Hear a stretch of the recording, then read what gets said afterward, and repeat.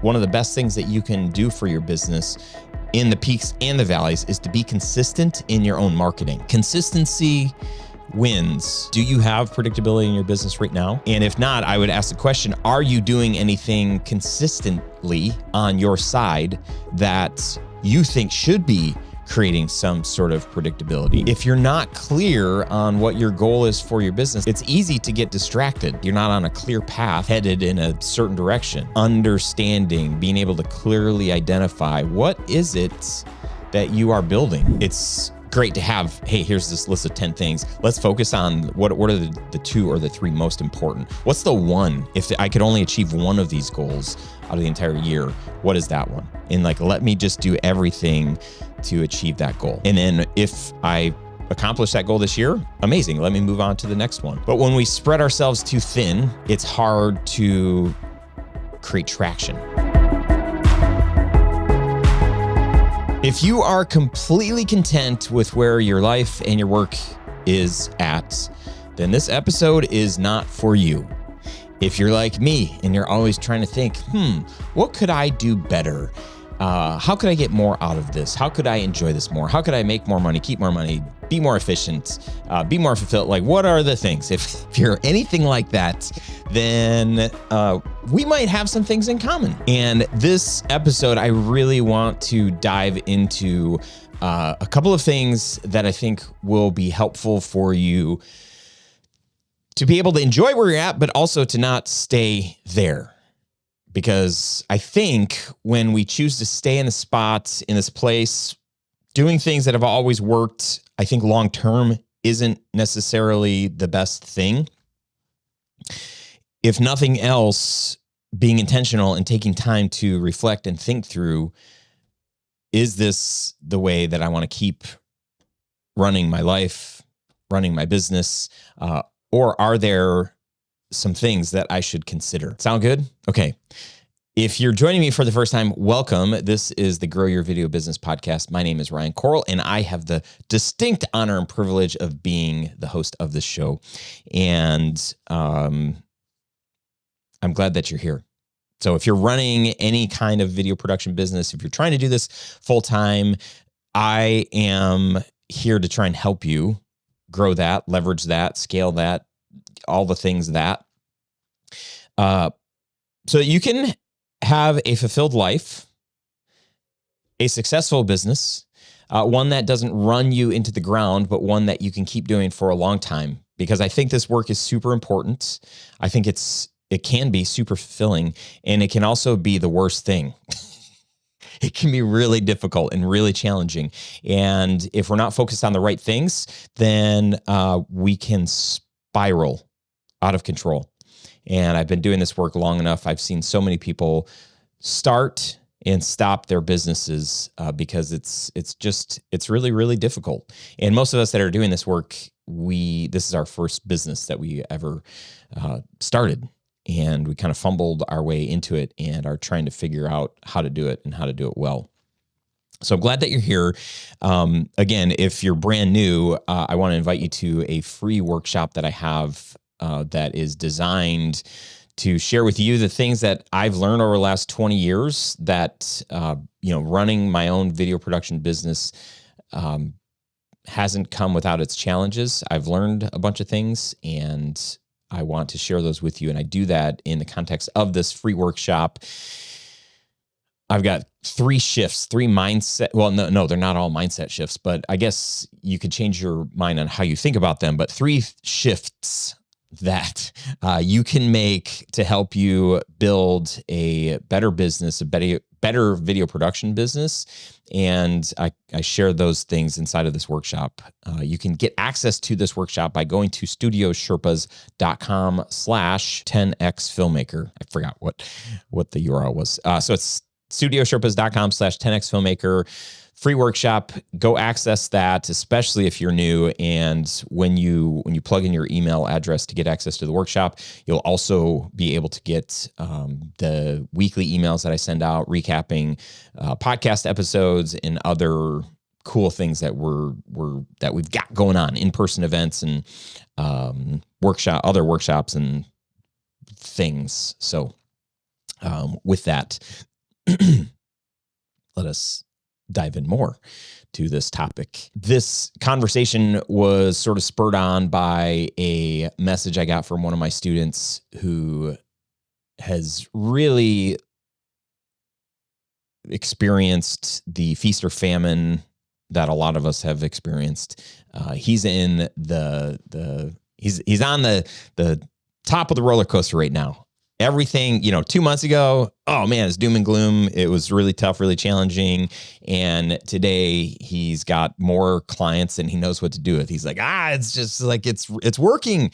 And then there's this other opportunity. A friend of mine is doing this thing and, it's video related, and he wants me to partner with him and do this thing. And then I've got this other thing over here. So I'm just, and then I don't want to go back to the spot where I've been in the valley. I was there 2 or 3 months ago, and then I was there 6 months ago. I keep experiencing feast or famine. But there's, some other exciting opportunities. What do I do? You may not be at the peak right now. Maybe you are in the valley. And so you're like, I'm just trying to figure out how to make this thing work.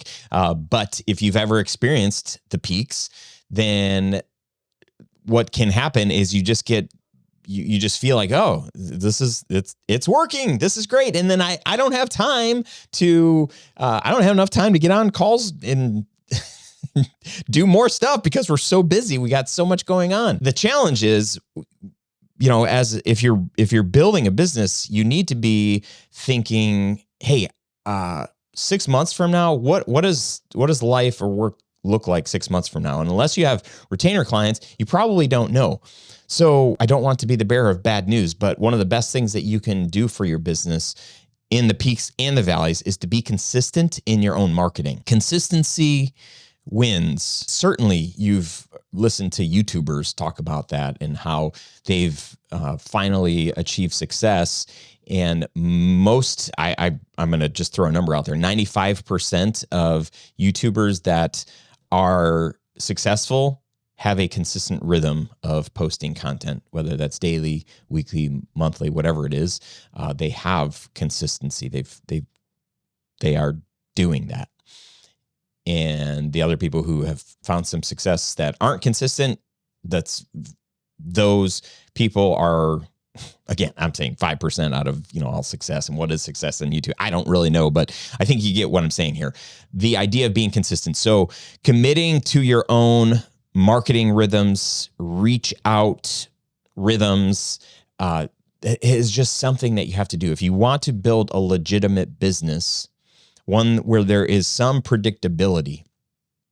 Do you have predictability in your business right now?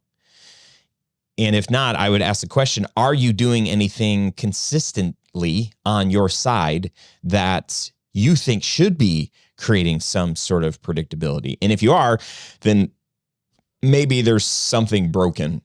Maybe it's the wrong approach.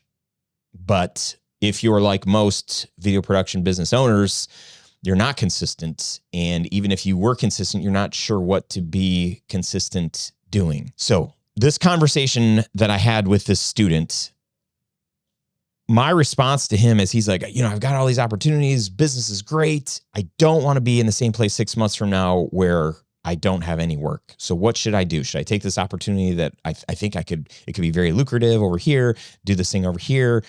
I've got my current business. And I just said, listen, what my recommendation is, you look at the thing that's currently working and figure out how to do that more. But I also said, what's your ultimate goal? What's the ultimate goal for your business? If you're not clear on what your goal is for your business, it's easy to get distracted because you're not on a path. You're not on a clear path headed in a certain direction. And that's why it's so important. I mean, this is not the first conversation that we've had about setting goals and understanding, being able to clearly identify what is it that you are building? What do you want? What do you want your business to do how do you want your business to work for you? What do you want to do inside of your business? What things, what activities, what things don't you want to do? What are you doing right now today that in 6 months or a year from now, you would prefer not doing? You would want to delegate that kind of job, or you would want you or your company to stop doing that thing altogether. Without a clear roadmap, again, it's easy to get distracted. And I'm saying this because I've experienced this. I mean, I experience this all the time.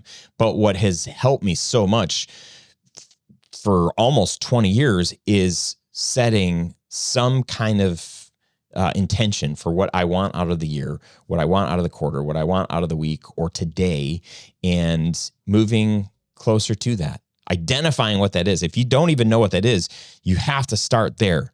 And if your only goal is to be profitable, it's really hard to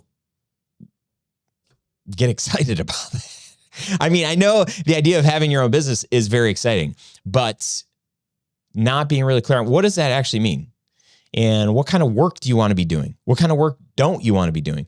Because you can be profitable, but be completely unfulfilled creatively and with the kind of people that you're working with.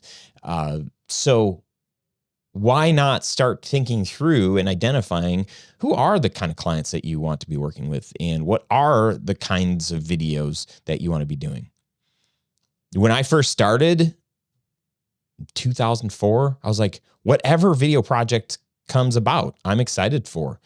I bring a very different creative approach because I don't have any baggage. I haven't done these type of projects before. I remember when I got into wedding filmmaking, I joined this local association in the Metro Detroit area, and there were guys in that group that had been filming weddings for since the 80s. I was bringing a different flair. Like I for them, they were like comfortable with where they're at. I was like, nah, what if we did it like this? And what if we tried like this? I didn't have the same baggage that those guys had. So I was ready to try new things. Not sure where I was going with that, but getting really, really clear on what it is that you want over the course of the next, I'll just say, if you could create a yearly goal list, things that you want to achieve, not just like the big, hairy, audacious goals of like, oh, I want to buy a studio and I want to have 10 employees and, be hitting multi-7 figures. Those are great. Those are worth having a list of. But then what's realistically, like, what could you achieve this year? When we do our annual planning and set out our goals for our own production business for Tell Studios. I mean, I had this sheet of paper that probably had 20 or 30 goals, things that I wanted to accomplish. They weren't necessarily yearly goals. They were just like, these are all the things I want for my business. And it was really fun to be able to reflect 6 months, every 12 months, every year or two or whatever, to look and say, oh, wow, we did this thing. Let's cross this off. We won this award. That was cool. We booked a job for, more than $20,000, checking that out, more than $100,000. Check that off. We reached some really cool milestones, but bringing 10 goals that I want to achieve for my business this year, that's a lot. And because we've practiced EOS, the Entrepreneurial Operating System, one of my best friends in the entire world, has led me through, I've paid him to do this, but has led me through goal setting and yearly goal setting, annual goal planning. And what we realize is that we really need to pick like 2 to 4 goals, like company-wide goals that we want to achieve. Because what I did in the past is I'd pick 10 and then we might do 1 or 2 of them. It's great to have, hey, here's this list of 10 things. Let's focus on what are the 2 or the 3 most important. What's the one? If I could only achieve one of these goals out of the entire year, what is that one? And let me just do everything to achieve that goal. And then if I accomplish that goal this year, amazing. Let me move on to the next one. But when we spread ourselves too thin, it's hard to create traction, which is where this whole idea, the Entrepreneurial Operating System, came from, or was put together. There's a book called Traction by Gino Wickman, and he's the one who came up with EOS. And he's the one who talks about getting traction. And here's, how to get traction. So when you're distracted, when you've got all these opportunities in front of you, it's hard to really focus. And so the student that I'm talking with, I'm like, you have multiple opportunities here, your core business, these new opportunities. But if you want your core business to be the thing where you have predictability so that you can try other things, then you got to focus on your core business. But it really starts with, what do you want? Because if you're fine with knowing that, you're going to hit a dip in your core business 6 months from now because you're not going to do anything new, then, be fine with that. Just be clear on that. And then hope that this other opportunity that you're going to do is going to, revenue wise, it's going to take place of whatever that you're not going to get from your core business. But that's why it's super clear to get to understand, what is it that you're after? The next question to ask, hey, if this is a goal that you want to accomplish for your business this year, a follow-up question is, why that goal? And just to be able to answer that.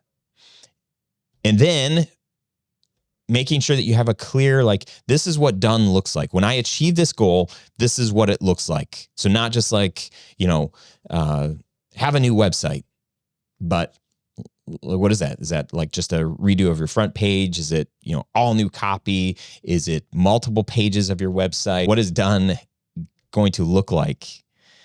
Getting really, really clear, defining that, writing that out so that you and or your team have clear understanding of, hey, when we do this, this, and this, we know that we'll have achieved this goal. We'll reach this goal, and then we can give high fives to each other. So no more arbitrary goals that aren't well defined, that aren't measurable as to when you will have achieved them or not. The other point that I wanted to make is I saw this video by Alex Hermosi, and I've heard this saying from so many people. The richest people in the world have multiple streams of income, and I think it's on average 7 streams of income or something like that. So I remember my mindset a long time ago was okay, let me just try to do so many different things, and then eventually I'll become a multimillionaire. So Alex Hermosi has these, I think he's got 7 glasses or 7 cups, and he's got a pitcher, and he's so that, that mindset is okay, I'll pour a little bit in this, my core business. I'll pour a little bit into this new idea. I'll pour a little bit into, buying a rental property. I'll pour a little bit into this. And then you spread yourself so thin that you don't get any traction on any of them. Because you only have so much time, energy, passion, whatever that you can put into something. So as soon as you create another brand, then you're diluting your effectiveness. Unless you have a team that can, implement and do all the things, you're going to become less effective. And that's what I did back in 2012. We had our wedding brand, we had our corporate brand, and we did this with the intention of eventually the wedding brand would be less and less. We did that with intention. But even earlier in my career, we did some other things where we were not as effective as we could have been, because we're we could also do this. He was explaining how most of these millionaires, how they became millionaires. They took the 1 cup, and he starts pouring water or whatever in this 1 cup, and it's filling up. Then it starts overflowing. He's okay, now this cup is overflowing. Now they've built something that is working. It keeps working. They figured it out. And then they move to the next cup, and then they get that one to where it's working, where it's not going to require all of their time, their energy. They build systems, processes, playbooks, get a team around them, and then they can move to the 3rd one, and then to the 4th one. And that's how people, when they say, oh yeah, I'm a millionaire, I've got 7 streams of income. From his perspective, I mean, he's a multi-millionaire.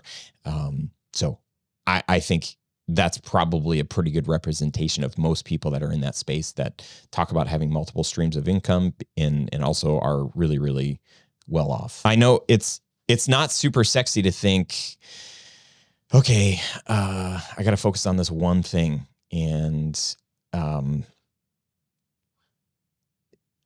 long do I have to focus on this? Because I'm really excited about these other ideas. It's not exciting, but think about what you could do for your business if you do focus. What does done look like? If done looks like, man, I would love for somebody else to be selling my video projects, and I would like to be able to delegate more of this. I would like to be able to go on vacation for 6 weeks at a time. Those kinds of things, being clear on the results, what you're trying to build, so that you can experience more freedom. You can make more money. You can keep more money. You can work less. Those are the things that should be really, really exciting. So yeah, it seems like kind of boring and like, oh man, I got to focus on this one industry or this one niche or sell this one product for the next how long? 3 months, 6 months, a year, 2 years. That seems pretty boring. But remember what you're trying to build. I don't know what you're trying to build, but that's why I want you to think through and try to articulate that. What are you trying to build? Getting really, really clear on that. What kind of life do you want based on the thing that you're building? What do you want to be able to do? Where do you want to be able to go? What kind of vacation do you want to have? How many hours a week do you want to be working? What are some of those things? And then knowing that you might have to focus for longer than you have building this one thing. Instead of getting distracted with, maybe we could do live streaming. Maybe we could do Facebook ads. Maybe we could do this, all sorts of things that you could offer. I'll say that in my own business, the times that we've been most successful is when we've been the most focused on the audience, the product, the offer, the goal. It's easier to market. It's easier to know where to network. It's easier. So many things become a lot easier when you're really, really focused. But if you don't really know, you're just trying to make ends meet, maybe it's time to start thinking, what could my life or work look like if I was able to focus a little bit more or a lot bit more on the most important thing? Let me know what you're focused on. Are you having a hard time narrowing and really like picking something to focus in on? Are you doing it? How long have you been doing it? How long do you think you can do it for before you're totally drained of any creativity and excitement? And that's why I recommend, have a side thing, but let your side thing be a very small percentage of your time, 10%, maybe 20% at most of your time, and spend the bulk of your time building the thing that is going to allow you more freedoms to be able to do some of the other things that you want to do. Was this helpful? I would love to hear from you. Leave me a comment. Like I said, you can reach out to me. My email is ryan@studiosherpas.com. I'd love to hear from you. If you like this episode and you think somebody else might be able to benefit from it, please share it. That would be really cool. And don't forget about the free workshop. If you have not already gone through this workshop, I invite you to do that. And if you're not on our email list, just sign up to the workshop and you'll get on that. Because I'm trying to do things that are really, really helpful for your production business and the work that you're trying to do. So studiosherpas.com/10x filmmaker, and hope to see you inside there. Otherwise, have an amazing rest of your day, wherever in the world you are at and whatever the heck you're doing. Thank you for spending this time with me, and talk to you real soon. See ya.